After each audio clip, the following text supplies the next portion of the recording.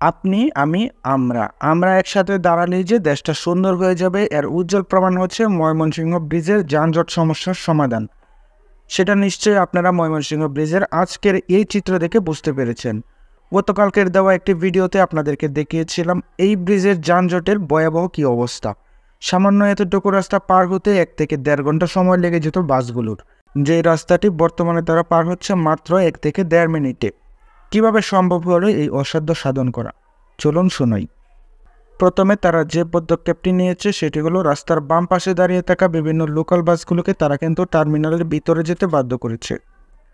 এছাড়া এই জায়গাগুলোতে কিন্তু দাঁড়িয়ে থাকতো সিএনজি, ফলে যানজট আরও বেশি তীব্র হতো, ফলে এখান থেকে সিএনজিগুলোকে উচ্ছেদ করা হয়েছে। এছাড়া এমকে সুপার, শ্যামলচায়া সহ জারিয়া, পূর্বদলা ইত্যাদি এলাকার লোকাল বাসগুলো কিন্তু ট্রিপ শেষ করে এসে রাস্তাতেই যাত্রী নামাতো, কিন্তু বর্তমানে তাদেরকে টার্মিনালের ভিতরে যাত্রী নামাতে বলা হয়েছে। এই যানজট সমস্যার সমাধানের সবচেয়ে বেশি ক্রেডিট হতে পাবে ময়মনসিংহ জেলা মোটরযান মালিক সমিতি, কেননা তারা প্রত্যেকটি বাসকে চায়না মোড় এবং ঢাকা বাইপাস থেকে টাইম দিচ্ছে। অর্থাৎ বাসগুলোকে এই নির্দিষ্ট সময়ের মধ্যে চায়না মোড় কাউন্টার থেকে বাইপাস মোড়ে থাকা কাউন্টারে যেতে হবে, অথবা বাইপাস মোড়ে থাকা কাউন্টার থেকে চায়না মোড় কাউন্টারে আসতে হবে।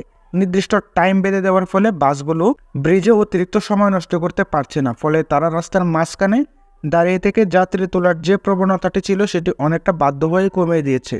এছাড়া শেরপুর, নেত্রকোনা থেকে ছেড়ে আসা বাসগুলো কিন্তু তাদের পূর্বের যে রাস্তাটি ছিল, অর্থাৎ ট্রাফিক মোড়ের আগে তারা বাম দিকে নেমে যেত, সেই রাস্তাটি ব্যবহার করছে এবং তারা যাত্রীদেরকে সেই রাস্তার আগেই নামিয়ে দিচ্ছে, ফলে ট্রাফিক মোড় অংশে যানবাহনের চাপ অনেকটাই কমে গিয়েছে। আপনারা দেখতে পাচ্ছেন নালিতাবাড়ি থেকে ছেড়ে আসা এসআরএস বাসটিকে কিন্তু একজন সাধারণ মানুষ আটকে দিয়েছে এবং তাদের নির্দিষ্ট রাস্তাটি ব্যবহার করতে বাধ্য করছে। কেবলমাত্র ময়মনসিংহ থেকে ভৈরব, কিশোরগঞ্জ রুটে চলাচলকারী এমকে সুপার, শ্যামলছায়া, জারিয়া এবং পূর্বদলার লোকাল বাসগুলোকে সোজা আসতে দেওয়া হয়েছে, কারণ তাদের টার্মিনাল ব্রিজ ট্রাফিক মোড়ের আগে। এবং বিআরটিসি বাসগুলো আসতে পারবে, কারণ বিআরটিসি বাসগুলো কিন্তু ট্রাফিক মোড়ের পরে এসে যাত্রী নামায় এবং ট্রাফিক মোড়ের পরে থেকেই তাদের গন্তব্যের উদ্দেশ্যে ছেড়ে যায়। সিএম বাসটিকেও কিন্তু এদিক দিয়ে পাঠানো হয়েছে।